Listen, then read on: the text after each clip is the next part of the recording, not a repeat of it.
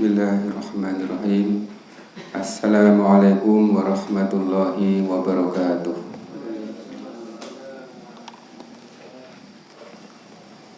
Innal hamdalillah nahmaduhu wa nasta'inuhu wa nastaghfiruh wa na'udzu billahi min shururi anfusina wa min sayyiati a'malina. Man yahdihillahu fala mudilla lahu wa man yudlil fala hadiyalah. Asyhadu an la ilaha illallah wahdahu la syarikalah wa asyhadu anna Muhammadan abduhu wa rasuluh la nabiyya wa rasula ba'dah. Allahumma shalli wa sallim wa barik ala nabiyyina Muhammadin wa ala alihi wa sahbihi ajma'in, amma ba'du. Ma'asyiral muslimin rahimani wa rahimakumullah. Alhamdulillah, kita bersyukur kepada Allah Subhanahu wa ta'ala atas segala limpahan rahmat dan taufiknya yang telah Allah anugerahkan kepada kita semua. Mudah-mudahan kita senantiasa tergolong dari hamba-hambanya yang selalu bersyukur dan senantiasa menjauhkan diri dari kekufuran. Alhamdulillah, pada malam hari ini kita akan melanjutkan kajian kitab Mukhtasar Minhajul Qasidin. Insyaallah kita akan masuk bab baru, yaitu tentang rahasia-rahasia yang ada di dalam sholat. Faslun, yaitu fasal yang baru, pembahasan yang baru. Wa ammas sholatu fa innaha imaduddin wa ngurratut ta'at. Adapun sholat, sesungguhnya sholat itu adalah tiang agama. Sholat itu adalah tiang agama. Wangguratut ta'at, dan merupakan ketaatan yang paling utama. Biasanya kita sudah sangat paham, sholat itu merupakan perintah yang sangat sakral, sangat penting sekali untuk dilakukan. Bahkan sholat ini adalah perkara yang membedakan antara si kafir dan orang Islam. Dan di sini tidak ada khilaf dari para ulama. Orang yang meninggalkan sholat dengan sengaja, maka dia telah keluar dari agama Islam.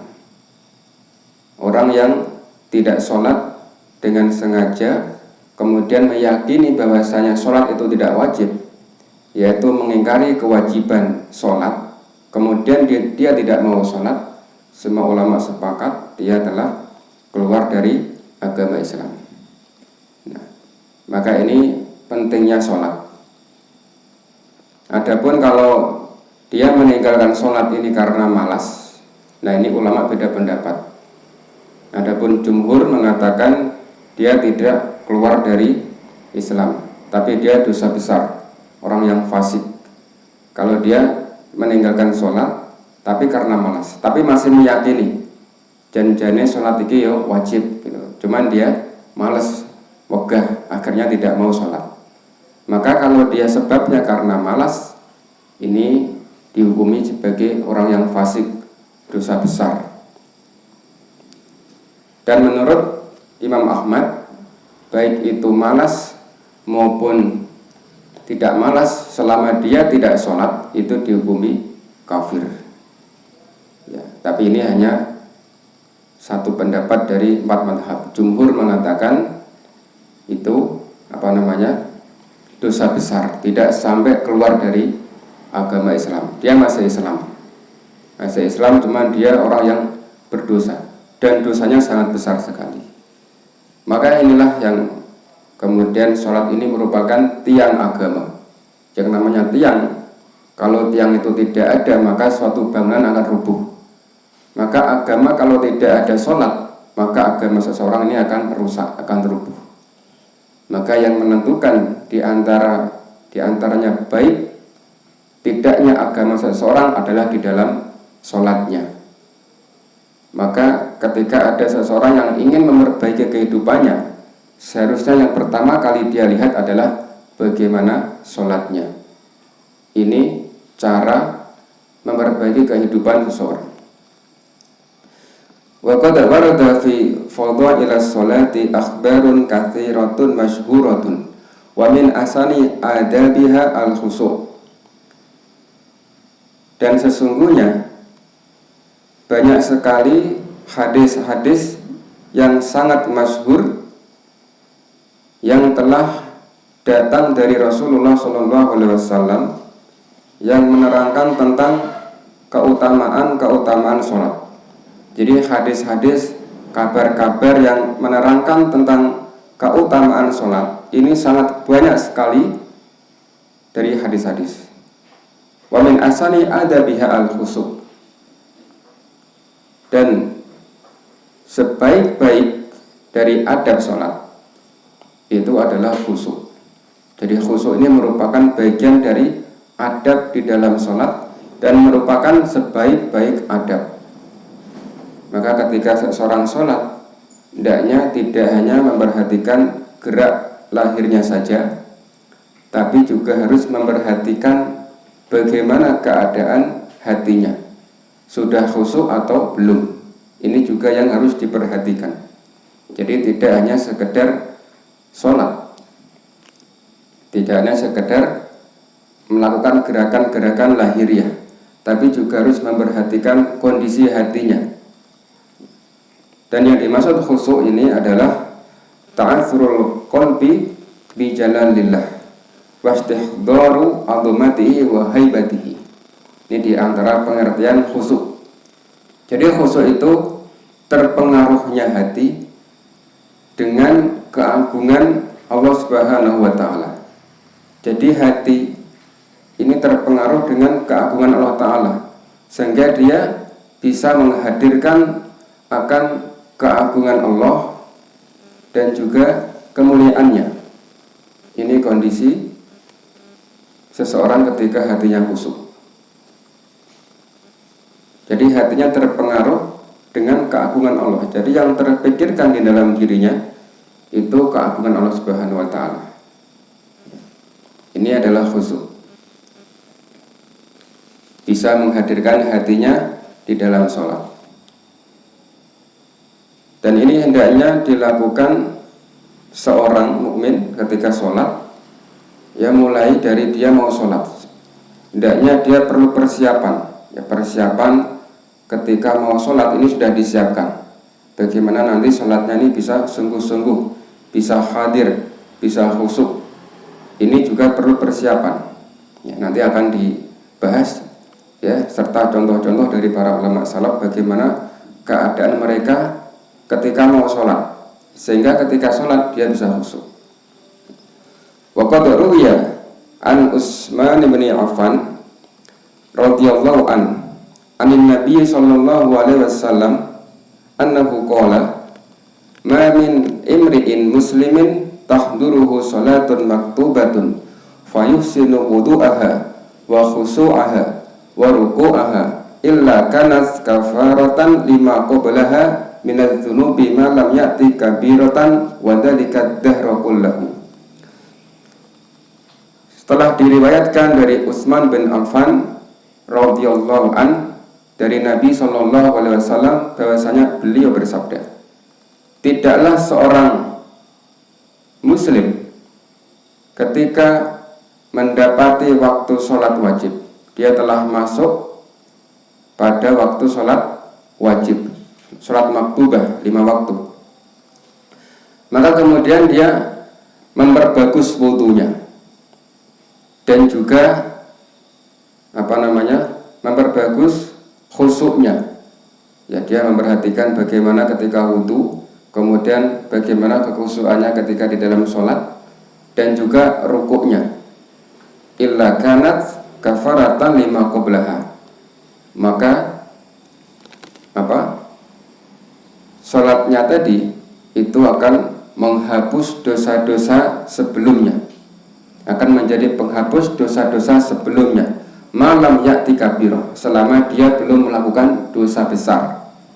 Jadi kalau ada orang sudah mulai masuk waktu sholat wajib, kemudian dia wudhu dengan baik, menyempurnakan wudhunya, dan juga memperhatikan kekhusyuannya ketika sholat, bagaimana dia rukuknya juga, maka hal ini akan menghapus dosa-dosa yang telah lalu, selama dia tidak melakukan dosa besar. Dosa besar yang paling pertama itu dosa asyirku billah. Ya, ini dosa besar, termasuk dosa besar adalah zina, dusta. Ya, disebutkan dalam kabair Imam Ad-Dhahabi itu banyak sekali dosa-dosa besar. Maka syaratnya apa? Syaratnya dia bukan pelaku dosa besar. Wadzalika dahraku lahu, dan ini berlaku sepanjang waktu. Maksudnya apa? Maksudnya tidak pada zaman tertentu. Jadi sholat yang seperti tadi, khusyuk, wudhunya bagus, ini bisa menghapus dosa yang telah lalu. Ini berlaku sepanjang masa, tidak hanya pada zaman Nabi, tidak hanya pada zaman sahabat, tidak hanya pada zaman ulama madhab, atau tidak hanya ketika datang bulan Ramadan saja, tapi setiap waktu. Selama dia sholatnya seperti kriteria yang disebutkan, maka pasti akan diampuni dosa-dosa yang telah lalu. Dia perhatikan bagaimana rukuknya ini sudah pas atau belum, sudah lurus atau belum, ini menjadi perhatian. Kekhusyuannya, hatinya ini masih ngalamun atau betul-betul sudah hadir menghadapi apa yang dia baca, apa yang sedang dia lakukan, ya, dari pekerjaan sholat. Nah, ini menunjukkan keagungan sholat, bisa menghapus dosa-dosa yang telah lalu. Syaratnya tidak mengerjakan dosa besar. Walahu fi hadisin aidan anin Nabi sallallahu alaihi wasallam annahu qala, dan masih dari Utsman bin Affan bahwasanya Rasulullah bersabda, man shalla rak'ataini la yuhaddisu fihi ma nafsuhu ghufra lahu ma taqaddama min dhanbi. Barang siapa yang dia sholat 2 rakaat dan dia tidak berbicara, ya, dengan dirinya dalam hatinya, maka akan diampuni dosa-dosa yang telah lalu. Dia orang sholat 2 rakaat dan dia artinya bisa khusyuk, tidak ngomong sendiri, tidak ngerundel, ya, tidak unek-unek dalam hatinya, ngomong sendiri, ya, maka akan diampuni dosa yang telah lalu. Ini adalah termasuk maknanya kalau dia khusyuk di dalam sholat, bisa hadir di dalam sholatnya.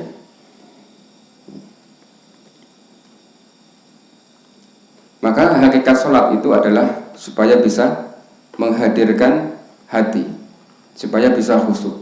Karena kalau sekedar sholat, sekedar berdiri, rukuk, dia tidak merasakan, maka ini kurang mengenal, ya, di dalam mempengaruhi kehidupannya.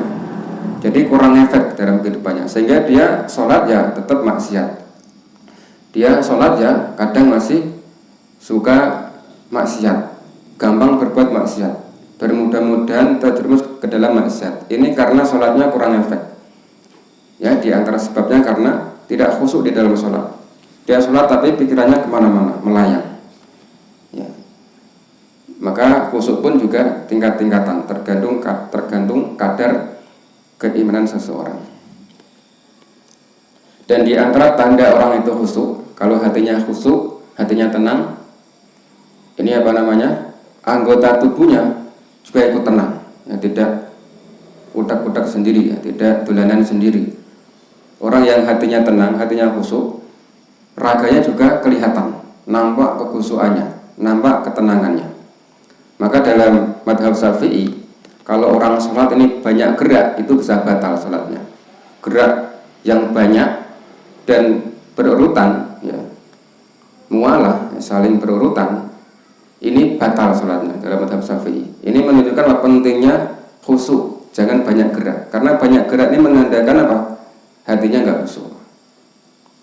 Maka hati yang khusyuk itu tandanya raganya juga ikut khusyuk, ikut tenang. Ya.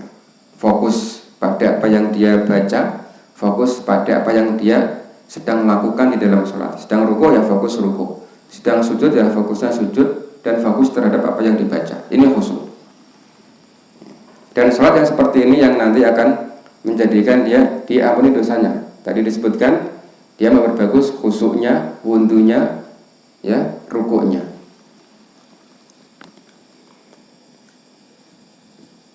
Karena kalau sholat hanya sekedar gerakan-gerakan saja, ini nggak ada rasanya, hampa. Kalau tidak khusyuk ini hampa. Kalau tidak khusyuk ini hampa. Wa kana Abdullah bin Zubair radhiyallahu anhuma idza qama fi sholati ka'annahu 'audun minal khusu'i. Bahwasanya Abdullah bin Zubair, semoga Allah merindui mereka berdua, idza qama fi sholat, jika dia sedang mendirikan sholat, sedang melakukan sholat, itu seperti audun, seperti tunggak pohon, seperti tunggak pohon, antang, seperti tunggak pohon. Minal khusu'i, disebabkan karena kekhusuannya. Jadi Abdullah bin Zubair kalau sholat, saking khusyuknya itu seperti tunggak pohon.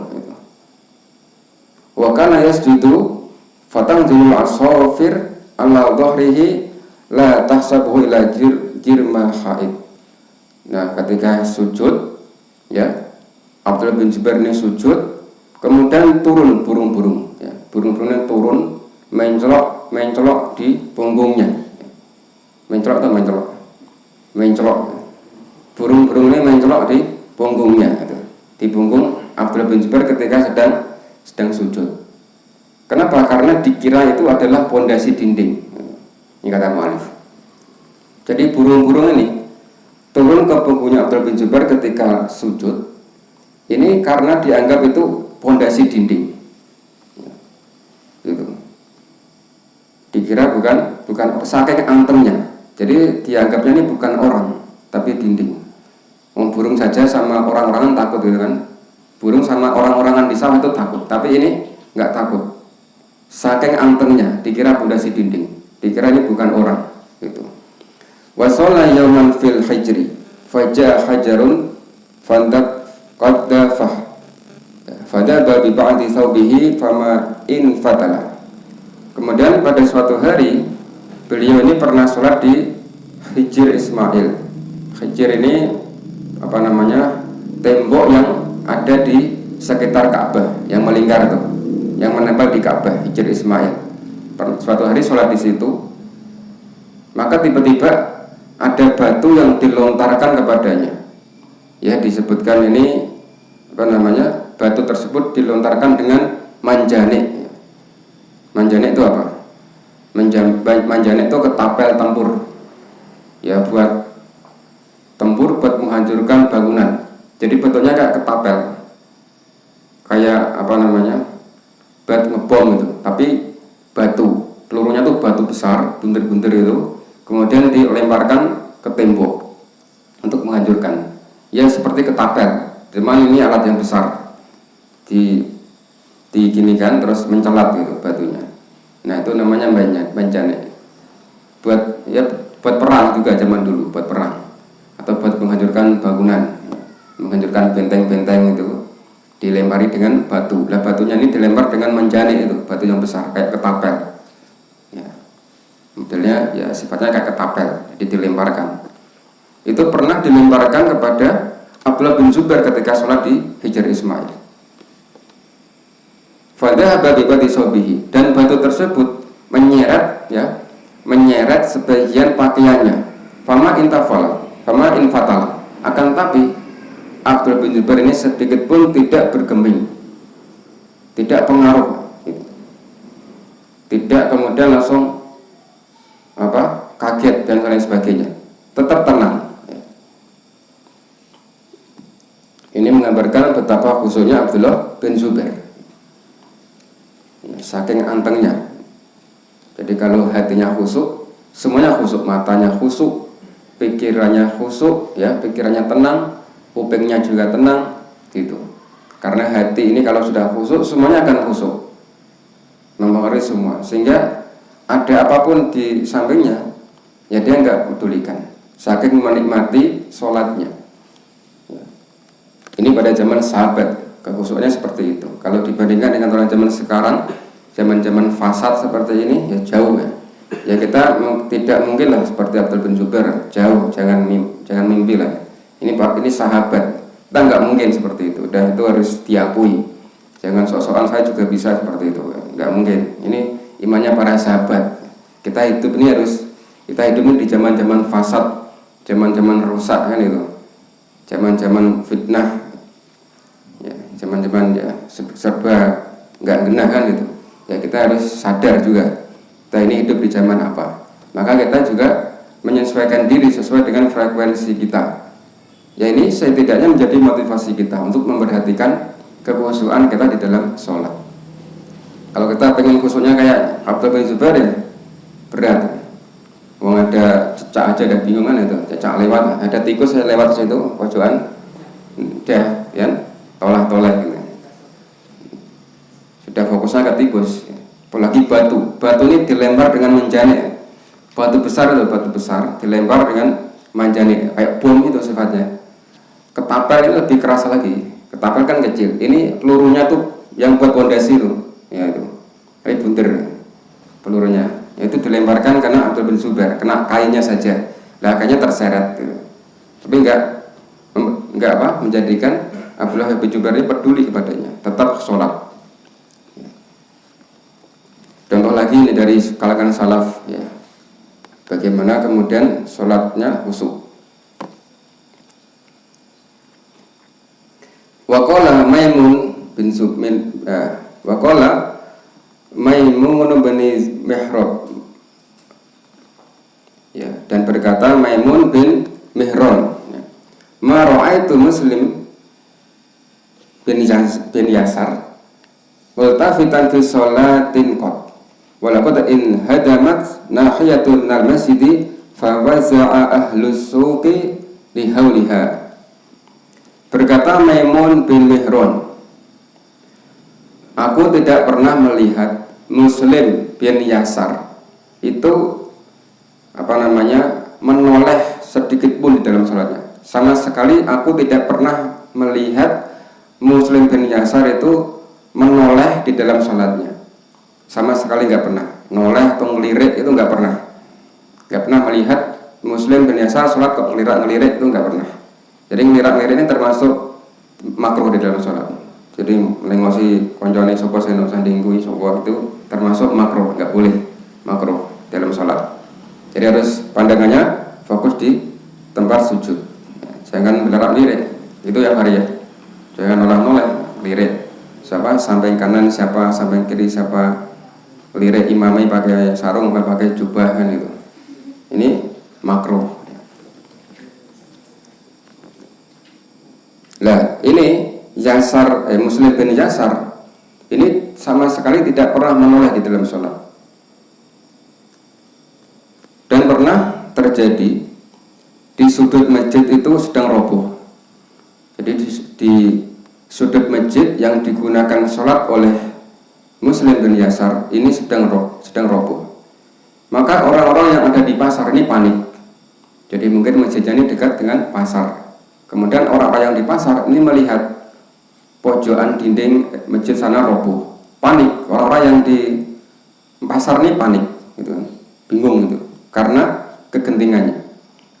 Wa innahu la fil masjid sholli fama iltafata. Akan tetapi Muslim bin Yasar ini tetap sholat di dalam masjid itu, ya, tidak menengok sama sekali, itu, ya. Sholat di dalam masjidnya roboh, yes, pojokannya, tapi dia tetap tenang sholat di situ. Sedangkan orang yang di pasar itu pada ribut, itu, pada panik, tapi yang sholat nggak panik. Nah, ini adalah gambaran kekhusyukannya. Pernah itu di pesantren saya dulu, waktu sholat jamaah ada gempa. itu pada meluncat orang-orang salat lewat jendela, insya Allah. Pernah itu, insya Allah. Nah ini, insya Allah, Muslim bin Yasar. Maka ini pentingnya khusyuk. Dan disebutkan bahwasanya sifat orang yang beriman itu memang dia khusyuk. Innamal mu'minuna alladziina idza dzukirallahu wazilat qulubuhum.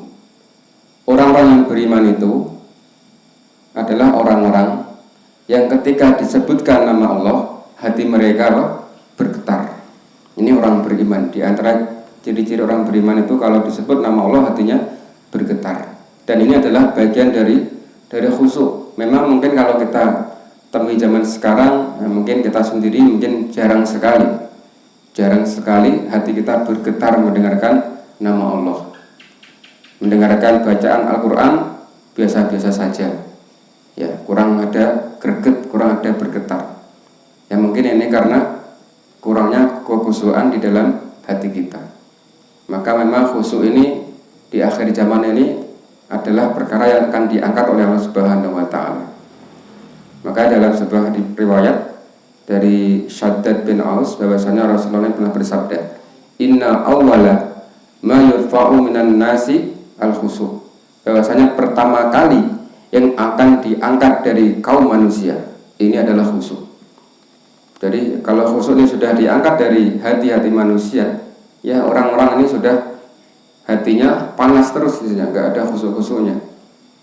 Yang adanya ribut, emosi, marah, ya, amarah, dendam kusumat. Yang ada akhirnya seperti itu. Akhirnya yang ada ini risau terus. Ini kenapa? Karena khusyuknya sudah terangkat dari hati manusia. Dan pertama yang diangkat dari manusia ini khusyuk. Maka kita ini ya betul-betul harus ada perhatian di sini. Jangan sampai kita lengah. Maka yang kemudian yang hanya bisa untuk mempertahankan bagaimana kita bisa khusyuk, kita hanya bisa berharap kepada Allah dengan berdoa. Allahumma inni a'udzubika min ilmin la yanfa. Ya Allah, aku mohon kepadamu dari ilmu yang tidak bermanfaat. Wa qalbin la yakhsha, dan hati yang tidak khusyuk. Kemudian apa? Wa min nafsin la tashba, dan dari jiwa yang tidak pernah puas. Wa min da'watin la tustajab, dan dari doa yang tidak dikabulkan. Kita hanya bisa berdoa, berharap semoga ilmu yang telah kita pelajari ini bermanfaat, dan inilah yang menjadi harapan kita juga nanti ketika kita sudah wafat. Karena di antara yang akan dibawa ketika orang sudah meninggal dunia yaitu ilmu yang bermanfaat. Ilmu yang bermanfaat ini pahalanya nggak akan terputus. Maka ini yang kita harapkan. Ya. Dan hati yang khusyuk, hati yang khusyuk ini ya tadi pentingnya hati yang khusyuk. Kita harus berdoa kepada Allah, minta kepada Allah supaya hati kita khusyuk. Bahkan kita juga perlu berdoa supaya Allah berikan kepada kita keikhlasan.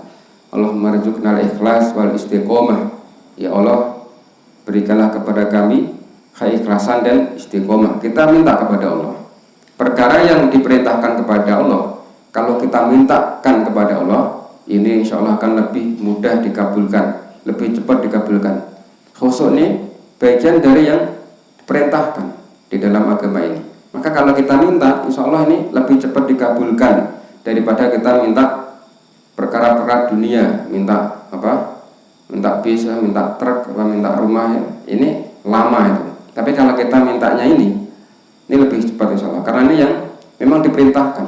Kalau kita minta makan, insya Allah juga dikasih oleh Allah. Karena makan ini pasti diperintahkan. Makan diperintah nggak? Diperintah. Al-Quran ini memerintahkan kita untuk makan. Maka kalau kita minta kepada Allah hanya sekedar makan, itu pasti akan dikasih. Nggak mungkin nggak dikasih. Gitu. Termasuk perkara-perkara yang diperintahkan. Khusyuk, kemudian mungkin hatinya bisa hadir, ini kita minta kepada Allah. Ilmu yang manfaat ini kan diperintahkan ya, ilmu yang bermanfaat ini kita minta. Maka setiap kali subuh kita berdoa kepada Allah, Allahumma inna nas'aluka ilman nafi'an wa rizqan thayyiban wa amalan mutaqabbalan. Ini kita rutinkan setidaknya habis subuh saja setidaknya. Ya kita minta ilmu yang bermanfaat, rezeki yang thayyib, ya, dan amalan yang diterima. Maka kita perhatikan bahwasanya pertama kali yang diangkat dari manusia ini adalah khusyuk. Ya, ini yang penting kita perhatikan sehingga kita akan termotivasi untuk membenahi kekhusyukan hati kita dalam sholat. Ya ini berat ini. Ini berat ya mas sekalian. Jadi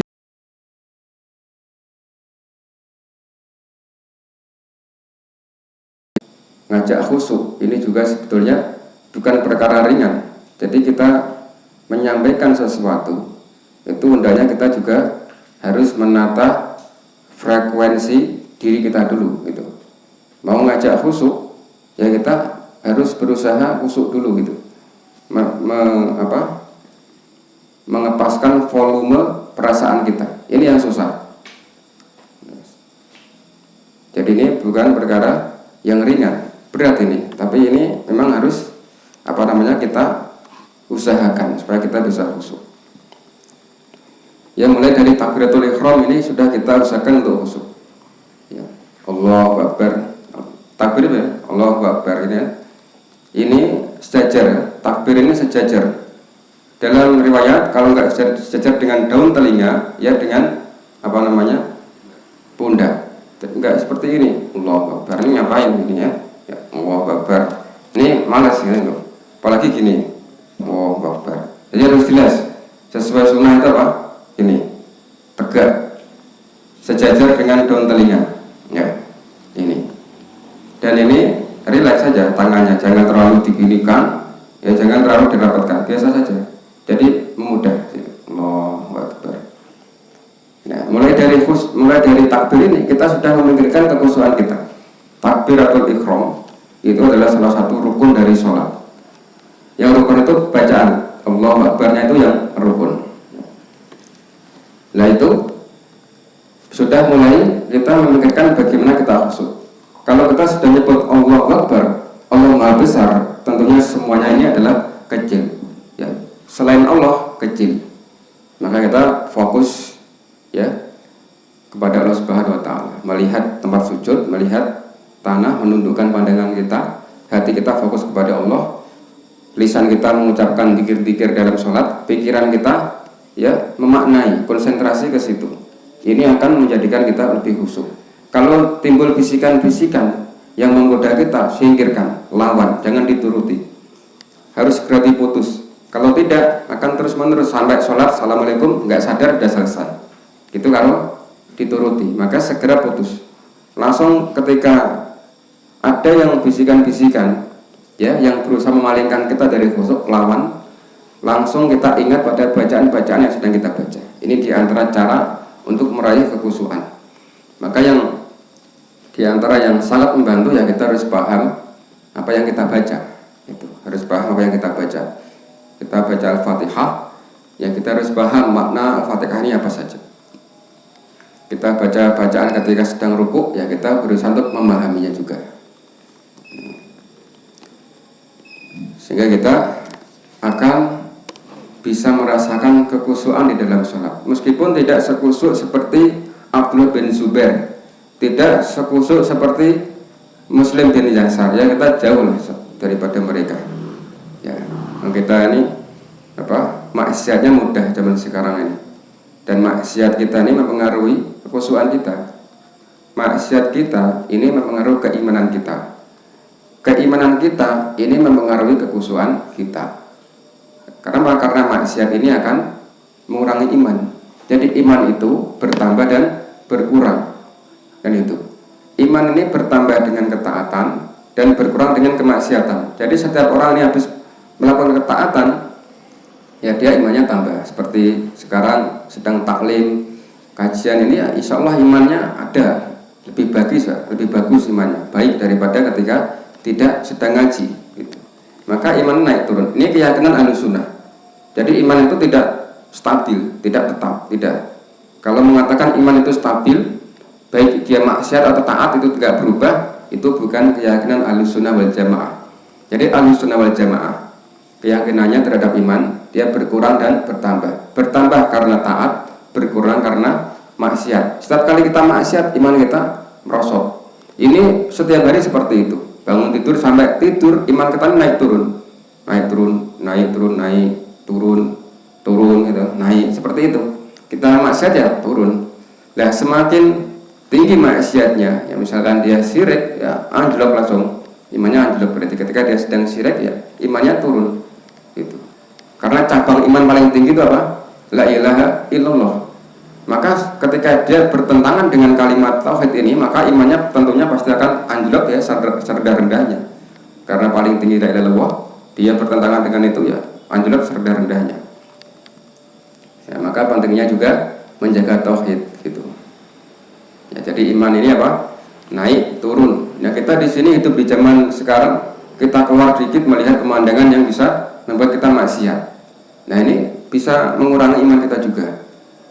Ya, meskipun kita tidak sengaja, ya tidak sengaja, yang namanya manusia terpengaruh kan itu. Ya, ini memang zamannya seperti ini. Jadi kalau kita pengen khusyuk seperti siapa? Abdul bin Zubair ya berat. Saya pernah ada itu ya di tempat saya dulu ada orang yang dia sudah lama lah tinggal di Madinah, dari kecil sekolah di Madinah. Begitu pulang ke Indonesia nggak betah, nggak kuat melihat pemandangan di Indonesia.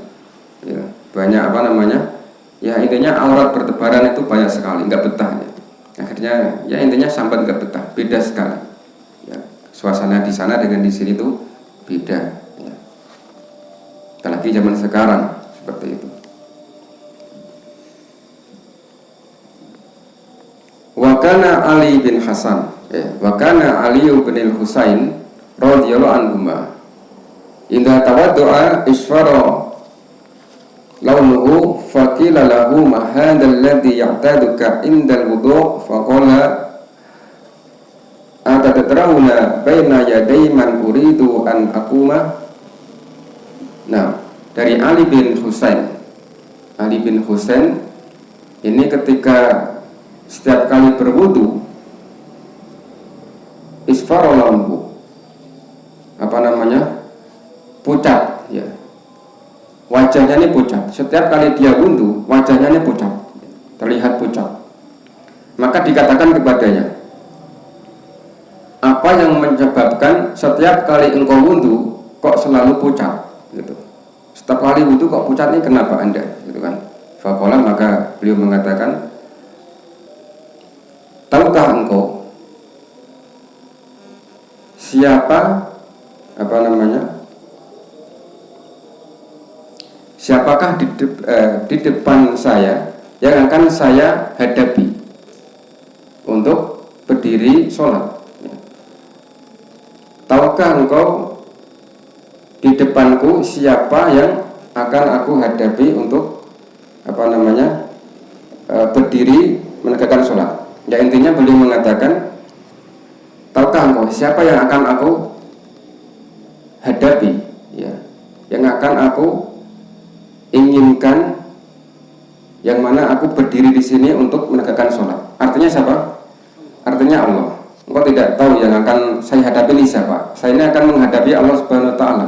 Saya ini akan menghadap, akan berdiri sholat di hadapan Allah Subhanahu Wa Taala. Gitu. Jadi yang menyebabkan dia pucat apa? Karena dia akan menghadap Allah Taala. Mulai dari wudu ini sudah mulai khusyuknya sudah muncul. Dan ini para salaf.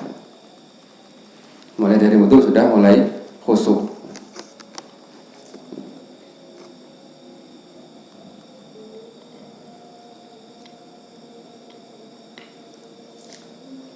Masih lama ya? Masih berapa menit?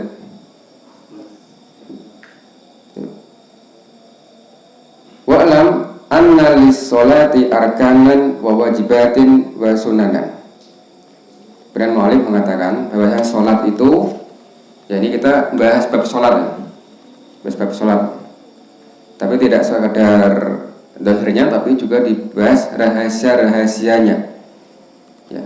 Bahwasanya sholat itu mencangkup rukun-rukun, kemudian ada kewajiban-kewajiban, dan ada sunnah-sunnahnya. Ini dalam pandangan madhab Hambali ya, seperti itu. Karena ini penulisnya Ibnu Qudamah ini adalah termasuk ulama Hambali ya, beliau termasuk ulama yang sangat faqih dalam masalah fikih ya. Dan di madhab lain disebutkan ya, bahwasanya sholat itu terdiri dari syarat-syarat ya. Inna sholat ala surut wa arkan wa ab'ad wa hayat gitu. Jadi intinya juga sama sebetulnya, istilahnya yang beda. Jadi dalam sholat itu ada rukun, ada syarat-syarat. Kalau syarat ini dilakukan sebelum sholat, ada rukun-rukun ini dilakukan ketika sedang sholat, dan ada sunnah ab'ad ya. Dalam madhab Syafi'i itu ada sunnah ab'ad, yaitu ketika ditinggalkan dia harus disunahkan sujud sahwi. Ada sunnah hayat, yang tinggalkan nggak usah sujud sahwi. Nah, kalau di dalam yang disebut kewajiban di sini ada rukun, ada wajib. Wajib ini kalau ditinggalkan dia sujud sahwi itu. Kalau di madhab Syafi'i ab'ad disebut dengan ab'ad ya, beda istilah sebetulnya. Jadi ada rukun, ada wajibat, ada sunnah. Dan rukun, nah itu ada rukun yang qauliyah, ada rukun yang fi'liyah, ada rukun yang rukun qalbi, ada rukun maknawi. Ini di dalam sholat. Jadi rukun sholat itu ada rukun yang fi'liyah, ada yang qauliyah, ada yang qalbi, ada yang maknawi. Qalbi ini rukun terkait dengan niat ya.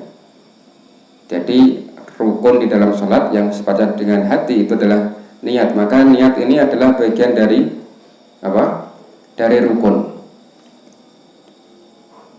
Maka seseorang ketika sholat yang pertama kali diperhatikan adalah niatnya, yaitu niat terkait sahnya sholat. Jadi niat itu ada dua, niat terkait sahnya amalan, dan niat terkait orang yang beramal. Dia beramal ini ikhlas karena Allah atau karena yang lain, itu juga butuh niat. Nah, niat di dalam sholat artinya dia niat supaya apa? Sholatnya ini sah. Maka di dalam niat ini khususnya sholat wajib itu ada 3 yang ditekankan. Apa yang dia niatkan? Yang namanya niatkan ada yang diniatkan. Niat itu ada di dalam hati, ya bukan di lisan. Kalaupun orang melafalkan di dalam lisannya, dia niat sholat duhur misalkan 4 rakaat, lisannya ngomong seperti itu, tapi hatinya lalai, ngalamun, lisannya ngomong niat tapi hatinya lalai, maka hakikatnya dia belum niat. Dan ini semua ulama sepakat, nggak ada khilaf, termasuk ulama yang apa namanya membolehkan melafalkan niat, itu juga mengajarkan seperti itu. Jadi yang dimaksud niat itu ya di hati, bukan yang diucapkan. Ini nggak ada khilaf, semua ulama mengatakan seperti itu, termasuk ulama yang membolehkan melafalkan niat. Jadi niat itu di mana? Di hati. Dan yang diniatkan ketika sholat wajib itu ada 3. Barangkali belum pernah dengar. Jadi yang diniatkan dalam sholat wajib itu setidaknya 3. Jadi di dalam niat itu ada rahasia ya. Contoh di dalam sholat wajib, pertama qasdul fi'li. Qasdul fi'li, ini niat yang pertama, qasdul fi'li. Jadi niat mengerjakan sholat. Jadi dia mau sholat, ya niatnya akan sholat kan itu, bukan mau makan, ya bukan mau mandi, tapi niatnya mau sholat. Ini harus muncul di dalam hatinya. Jadi niat ini diperhatikan, karena niat ini adalah rukun. Jangan langsung takbir, ya jangan langsung takbir, tapi harus ada niat. Niat ini bagian dari rukun. Nah kemudian di dalam niat itu ada qasdul fi'li, kemudian ta'yin. Ini yang wajib disertakan di dalam niat. Ta'yin ini maksudnya menentukan dia sholatnya sholat apa, sholat duhur apa sholat asar. Misalkan ada orang sholat duhur niatnya asar, sah nggak? Nggak sah kan? Ada orang sholat isya niatnya sholat subuh, sah nggak? Nggak sah. Makanya perlu ta'yin, tentukan, harus dihadirkan dalam hatinya, menghadirkan dia ini mau sholat apa gitu. Ini penting diperhatikan. Jadi pertama niat sholat ya, qasdul fi'li yaitu sholat, kemudian ta'yin menentukan dia sholat duhur, apa sholat asar, apa sholat maghrib, harus ditakyin, ditentukan. Dan yang ketiga itu fardiyah, yaitu menentukan apa? Ya ini wajib bukan sholat sunnah, ini diniatkan. Ini di dalam sholat wajib. Jadi niat yang ada di dalam sholat wajib ini ada 3. Itu setidaknya muncul 3 itu. Jadi niat sholat, kemudian niat mentakyin duhur, asar, apa subuh, kemudian meniatkan ini wajib bukan sunnah. Ini kalau di sholat wajib. Ini rahasia di dalam masalah niat. Jadi kita biar terfokus pada niat, jadi tidak asal-asal. Jadi mau sholat ya fokus di niat dulu. Jangan tergesa-gesa takbir Allahu Akbar padahal imam belum takbir. Salah, batal salatnya. Jadi kalau imam belum takbir duluan, batal salat Anda, kan gitu. Salat antum batal. Makanya tunggu dulu imam selesai takbir Allahu Akbar, baru kita takbir gitu. Nah, kalau di dalam salat sunnah yang dihadirkan di dalam niat pertama adalah qasdul fi'li, yaitu niat mau sholat, bukan niat mau mandi, bukan niat mau makan, bukan niat mau sedekah, tapi niatnya mau sholat. Karena kita mau sholat ya diniatkan mau sholat, dihadirkan dalam hatinya, bukan dilafatkan. Hatinya hadir, saya ini mau sadar. Jadi bukan ghaflah, bukan lalai. Jadi niatnya betul-betul dihadirkan. Ya, jangan Allah Akbar pikirannya ke pasar. Berarti dia nggak niat. Orang yang melafalkan niat usolli fardhu dhuhri, tapi hatinya lalai ngalamun, itu belum dianggap niat, gitu kan? Ya sama saja, selama hatinya ini dia tidak niat, lalai, berarti dia belum niat. Maka harus konsentrasi, menghadirkan, ini penting. Dan ini juga yang akan nanti mempengaruhi kekhusyuan sholat kita. Tadi kita bahas tentang khusyuk, ini pengaruh kepada khusyuknya sholat kita. Ya kalau sholatnya aja udah nggak sah secara hukum, bagaimana dia mau diberi khusyuk, kan gitu. Ini kalau dalam sholat sunnah qasdul fi'li, kemudian apa? Takyin, ya. Takyin maksudnya apa? Sholat sunnah apa? Sholat sunnah duha atau sholat sunnah witir atau tahajud atau tarawih, harus diniatkan. Itu harus. Jadi jelas. Makanya ada bedanya, ada sholat duha, ada sholat sholat rawatib. Ini bedanya di niat, maka harus diniatkan, dihadirkan. Nah, kemudian kalau di dalam sholat sunnah mutlak, ini hanya qasdul fi'li. Sholat sunnah mutlak ini hanya niat sholat sudah, nggak usah mentakyin, nggak usah ada sunnah wajib, enggak. Niat sholat itu kalau sholat sunnah mutlak. Nah ini diantara yang ada di dalam niat. Jadi kita sholatnya ini mantap gitu.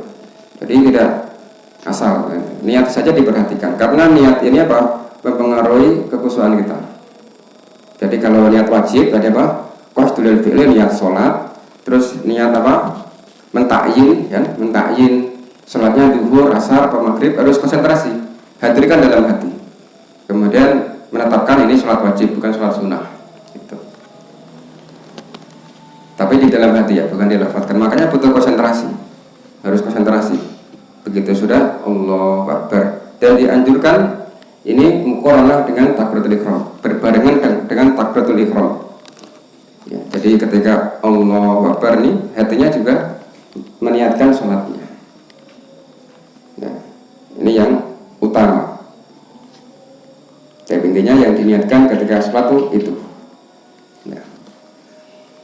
Dan ini akan mempengaruhi sekali lagi tentang kekhusyuan kita di dalam sholat. Karena ruhnya sholat itu adalah niat. Ya, kemudian ikhlas, kemudian khusyuk, kemudian hadirnya hati.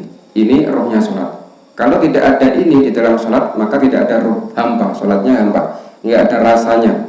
Ibarat makan ini anyep gitu. Maka kalau pengen makannya enak, terasa manis, ya harus menghadirkan niat. Ya niatnya harus benar, baik niat untuk amal supaya niat amalnya sah, dan niat yang berhubungan dengan orang yang beramal harus ikhlas karena Allah. Kan itu. Jadi niat supaya amalannya sah, dan niat di dalam dia beramal ini karena Allah. Itu niat. Jadi ada dua hal. niat untuk amal supaya apa? Sah amalnya, dan niat supaya apa? Supaya amalannya ini karena Allah saja. Gitu. Ini harus diperhatikan karena ini roh, ya, roh di dalam beramal ya di situ. Jadi mungkin ini kita lanjutkan insyaallah pada pertemuan yang akan datang. Wassallallahu ala nabiyyina Muhammadin wa ala alihi wa sahbihi ajma'in. Subhanakallahumma bihamdika asyhadu an la ilaha illa anta astaghfiruka wa atubu ilaik. Wassalamualaikum warahmatullahi wabarakatuh.